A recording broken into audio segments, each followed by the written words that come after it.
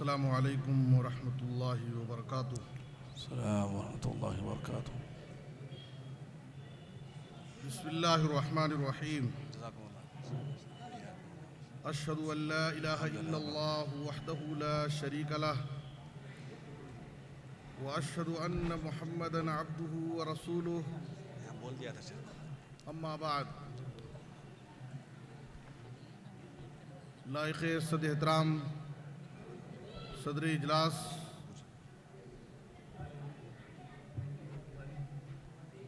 معزز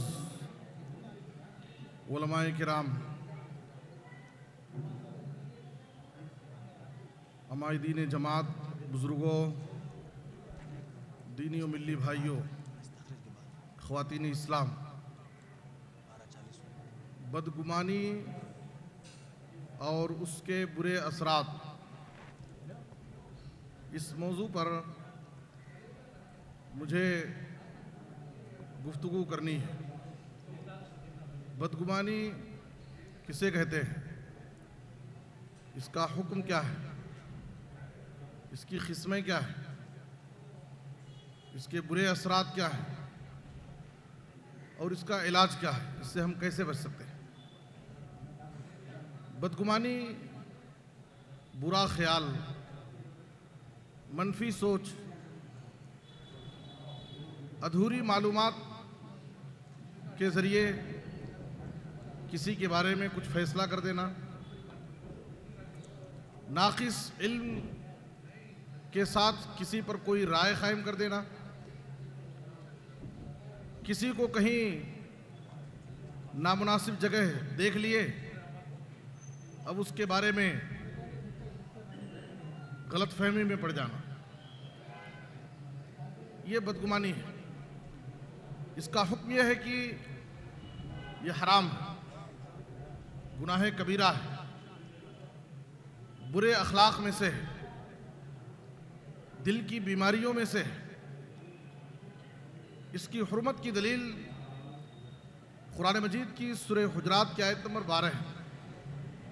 اللہ تعالیٰ نے فرمایا: یا ایھا الذین آمنوا اجتنبوا کثیرا من الظن ان بعض الظن اثم ولا تجسسوا۔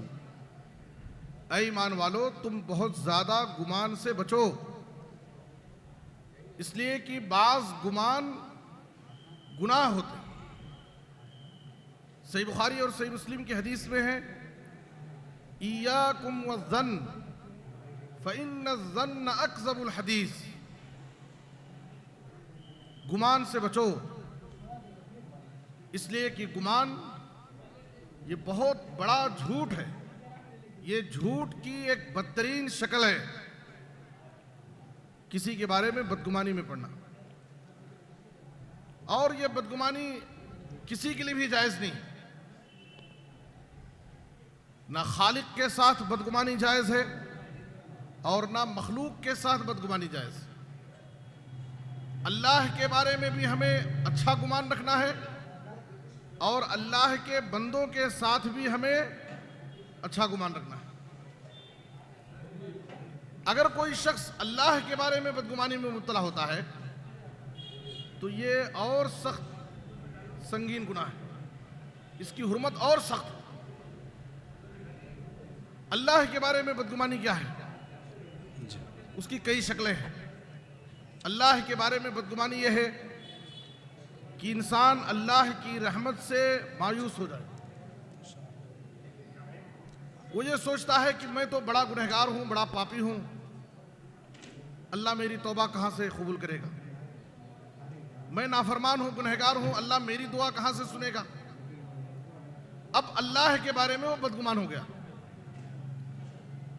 حالانکہ اللہ تعالیٰ گنہگاروں سے ہی خطاب کرتے ہوئے کہتا ہے: قُلْ يَا عِبَادِيَ الَّذِينَ أَسْرَفُوا عَلَىٰ أَنفُسِهِمْ لَا تَقْنَطُوا مِن رَحْمَةِ اللَّهِ إِنَّ اللَّهَ يَغْفِرُ الذُّنُوبَ جَمِيعًا۔ جنہوں نے اپنے نفس پر زیادتی کی ہے، اپنی زندگیوں میں بہت زیادہ گناہ کیے ہیں، تم اللہ کی رحمت سے مایوس نہ ہو، اللہ تمہارے سارے گناہوں کو معاف کرے۔ اللہ کے فیصلے پر راضی نہ ہونا، یہ بھی اللہ کے بارے میں بدگمانی ہے۔ ایک انسان مومن ہے، متقی ہے، پرہیزگار ہے، اب اس کی زندگی میں کوئی مصیبت، کوئی مشکل، کوئی پریشانی آ گئی، اب وہ یہ سوچتا ہے میں متقی ہوں، پرہیزگار ہوں، حاجی ہوں، نمازی ہوں، آخر اللہ تعالیٰ نے میری زندگی میں کیوں پریشانی دی؟ وہ اللہ کے فیصلے سے راضی نہیں ہوتا، تقدیر پر اعتراض کرتا ہے، گلے شکوے شروع کر دیتا ہے۔ اللہ کے بارے میں بدگمانی کی ایک شکل یہ ہے کہ اللہ کے وعدوں پر انسان یقین نہ رکھے۔ اللہ کا وعدہ ہے کہ اللہ تعالیٰ اہل ایمان کی مدد کرے گا، ان کی حفاظت کرے گا، اللہ ظالموں کو ہلاک کرے گا۔ انسان سوچتا ہے فلاں جگہ مظلوم ہے مسلمان، فلاں جگہ مسلمان پریشان ہیں، آخر اللہ کی مدد کیوں نہیں آ رہی ہے؟ اللہ اہل ایمان کی کب مدد کرے گا؟ اللہ ظالموں کو کب ہلاک کرے گا؟ اسے اللہ کے وعدے پر یقین نہیں، اللہ کے قانون عذاب کے بارے میں اسے پتہ نہیں، اللہ کے بارے میں بدگمان ہو۔ علامہ ابن قیم رحمۃ اللہ علیہ الداء والدواء میں کہتے ہیں اعظم الذنوب عند اللہ اساءۃ الظن بہ،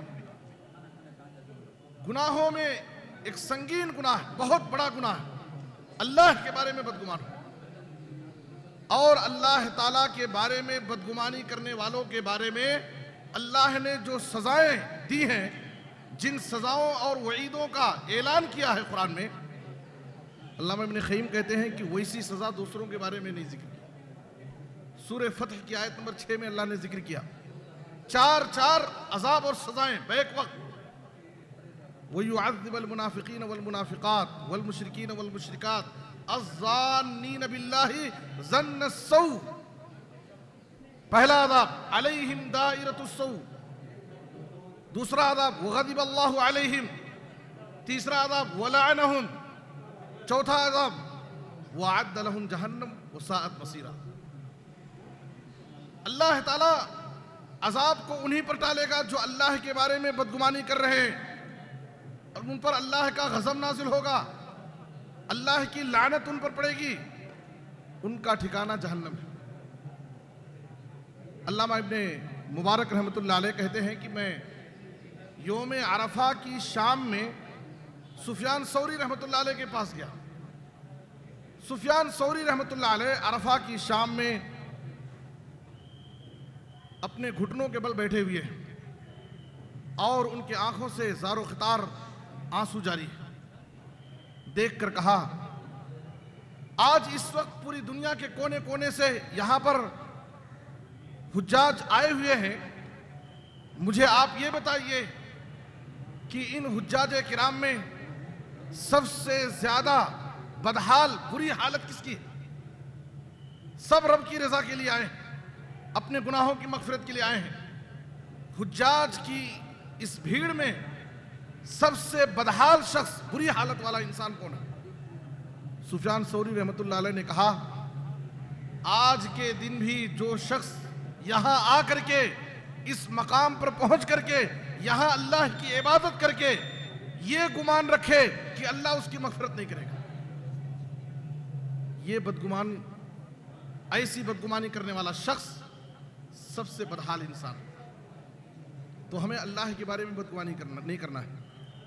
آج سوشل میڈیا کے اس زمانے میں بہت سارے فتنے، بہت سارے ایسے لوگ ہیں، نوجوان، جو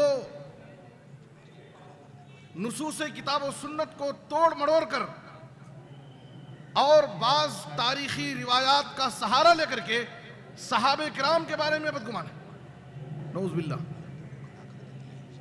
کبھی صحابہ کرام جیسی مقدس جماعت پر دنیا طلبی کا الزام لگاتے ہیں، تو کبھی ظلم کا الزام لگاتے ہیں، تو کبھی سیاسی مفاد کا طعنہ دیتے ہیں۔ وہ صحابہ جو بدگمانیوں سے بہت زیادہ دور اور پاک تھے، ہمارے دلوں میں ان کے تعلق سے کسی بھی طرح کا بغض و عناد رکھنا یہ ہمارے ایمان کو خطرے میں ڈالا۔ وَحُبُّهُمْ دِينٌ وَإِيمَانٌ وَإِحْسَانٌ وَبُغْضُهُمْ كُفْرٌ وَنِفَاقٌ وَطُغْيَانٌ۔ من احبهم احبه اللہ ومن ابغضهم ابغضه اللہ۔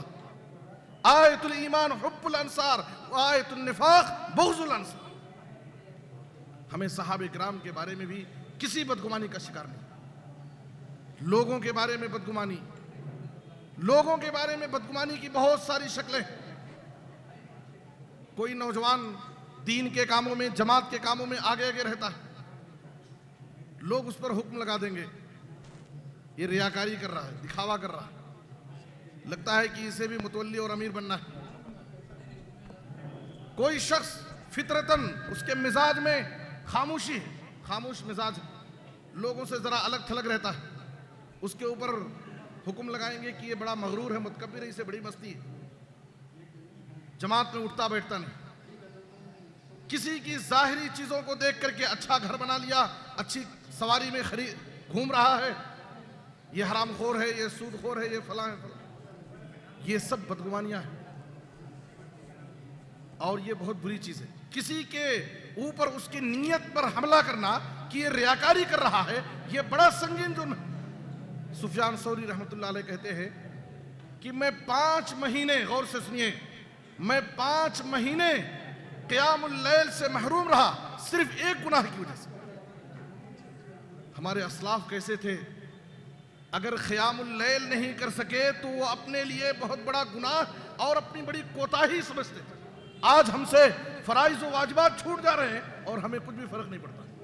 کہتے ہیں کہ میں 5 مہینے قیام اللیل سے محروم رہا، صرف ایک گناہ کی وجہ سے۔ وہ گناہ کیا تھا؟ میں نے ایک شخص کو دیکھا کہ وہ نماز میں رو رہا ہے تو میں نے کہا کہ یہ ریاکاری کر رہا ہے۔ میں نے اسے روتا دیکھ کر کے میں نے اس کے بارے میں یہ حکم لگا دیا کہ یہ ریاکاری کر رہا ہے۔ اتنا کہنے کی وجہ سے میں 5 مہینے قیام اللیل کی لذت سے محروم۔ میرے بزرگوں اور دوستوں، کسی کے بارے میں بدگمانی نہیں کرنا ہے، اس کے بڑے برے اثرات ہیں۔ جس گھر میں داخل ہوا، میاں بیوی میں بدگمانی، خاندانوں میں بدگمانی، رشتہ داروں میں بدگمانی، پورے گھر کا، پورے ماحول کا نظام درہم برہم ہوگا۔ خاص طور پر میاں بیوی کے تعلقات کو برباد کرنے میں، بگاڑنے میں، رشتوں میں دوریاں پیدا کرنے میں، دوستیوں کو دشمنی میں بدلنے میں، محبت کو نفرت میں بدلنے میں بدگمانی کا بہت بڑا کردار۔ اس کے بڑے برے اثرات ہیں۔ جہاں بھی بدگمانی آتی ہے وہاں کا نظام درہم برہم ہوتا ہے۔ ہمیں اپنے آپ کو بدگمانی سے بچانا۔ یہ ایسی برائی ہے، بدگمانی ایک ایسی برائی ہے جو اپنے ساتھ دوسری برائیوں کو لے کر آتی ہے۔ اسی لیے امام غزالی رحمۃ اللہ علیہ نے کہا کہ سورہ حجرات کی آیت نمبر 12 میں جہاں اللہ تعالیٰ نے بدگمانی سے منع کیا، اس کے بعد جاسوسی سے منع کیا، وَلَا تَجَسَّسُوا، اس کے بعد پھر غیبت سے منع کیا، وَلَا يَغْتَبْ بَعْضُكُمْ بَعْضًا۔ ایک ہی آیت میں پہلے اللہ نے بدگمانی سے روکا، اس کے بعد جاسوسی سے روکا، اس کے بعد غیبت سے روکا۔ کیوں؟ اس لیے کہ جو انسان کسی کے بارے میں بدگمانی میں مبتلا ہوتا ہے تو اس کے ٹوہ میں لگ جاتا ہے، اس کے عیبوں کو تلاش کرنے لگتا ہے، پھر اس کی غیبت شروع کر دیتا ہے۔ یہ ایسی برائی ہے جو دوسری برائیوں کو جنم دیتی ہے۔ امام ابن القیم رحمۃ اللہ علیہ کہتے ہیں الشح خلق ذمیم یتولد من سوء الظن۔ امام محلب رحمۃ اللہ علیہ کہتے ہیں التباغض والتحاسد اصلہما سوء الظن۔ دلوں میں بغض و حسد، یہ جو برائیاں پیدا ہوتی ہیں اس کی اصل جڑ بدگمانی۔ امام غزالی کہتے ہیں من ثمرات سوء الظن التجسس۔ اگر کسی کے اندر تجسس کی برائی ہے، وہ لوگوں کے عیبوں کو تلاش کرتا ہے، تو سمجھیے کہ اس کی اصل وجہ ہے کہ وہ بدگمانی میں مبتلا ہے۔ اس کا علاج کیا ہے؟ اس سے ہم کیسے بچیں گے؟ سب سے پہلی چیز کہ ہم اللہ کی بارگاہ میں جواب دہی کا احساس پیدا کریں۔ وَلَا تَخْفُ مَا لَيْسَ لَكَ بِهِ عِلْمٌ إِنَّ السَّمْعَ وَالْبَصَرَ وَالْفُؤَادَ كُلُّ أُولَٰئِكَ كَانَ عَنْهُ مسْئُولًا۔ کسی کے بارے میں بھی حکم لگانے سے پہلے فلاں ایسا ہے، فلاں ویسا ہے، ہمیں یہ سوچنا چاہیے۔ اللہ ہم سے سوال کرے، من قال فی مؤمن لیس فیہ ما لیس منہ اسکنہ اللہ ردغۃ الخبال۔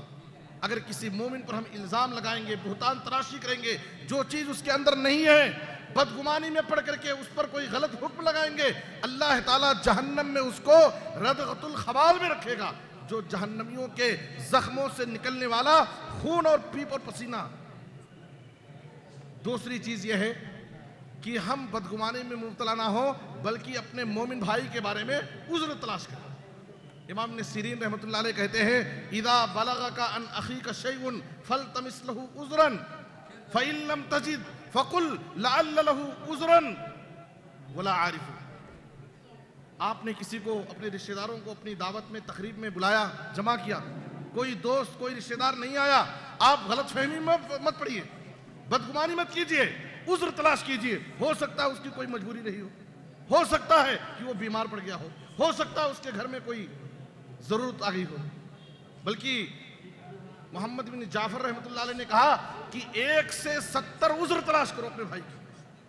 اور عمر بن عبدالعزیز رحمۃ اللہ علیہ نے کہا اعقل الناس اعذرهم له، لوگوں کے لیے سب سے زیادہ عذر تلاش کرنے والا انسان سب سے عقل والا انسان، جو لوگوں کے لیے عذر تلاش کرتا ہے۔ اور تیسری چیز یہ ہے کہ بدگمانی کے بجائے تحقیق کریں۔ کسی کے بارے میں کچھ معلوم ہوا، بدگمانی میں مت پڑیے، تحقیق کیجئے۔ فتبینوا، تحقیق کرنا ہے۔ حضرت عمر رضی اللہ عنہ کے پاس کوفہ والوں نے سعد بن ابی وقاص کی شکایت کی کہ وہ نماز پڑھنا اور نماز پڑھانا نہیں جانتے ہیں۔ باقاعدہ عمر بن خطاب رضی اللہ عنہ نے ان کو بلا کر کے ان کی تحقیق کی۔ انہوں نے بیان کیا کہ میں نماز اس طرح سے پڑھاتا ہوں، صحیح بخاری میں تفصیل موجود ہے۔ بعد میں پھر 1-2 لوگوں کو کوفہ بھیج کر کے اس کی تحقیق کی۔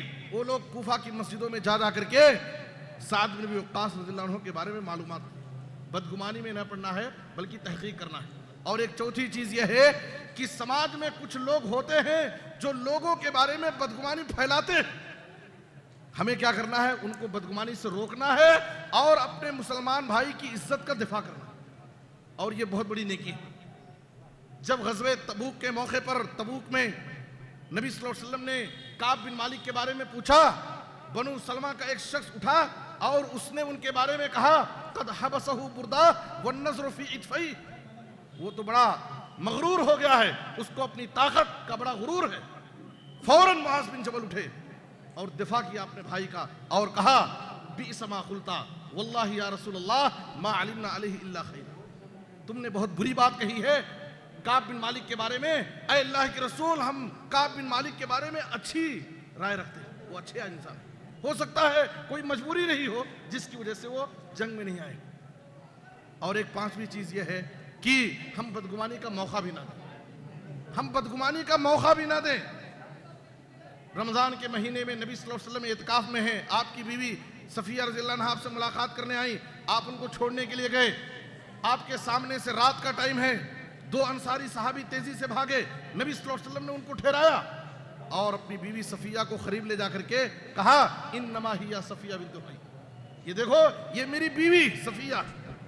وہ لوگ تعجب میں پڑ گئے کہ نبی صلی اللہ علیہ وسلم صفائی بیان کر رہے ہیں۔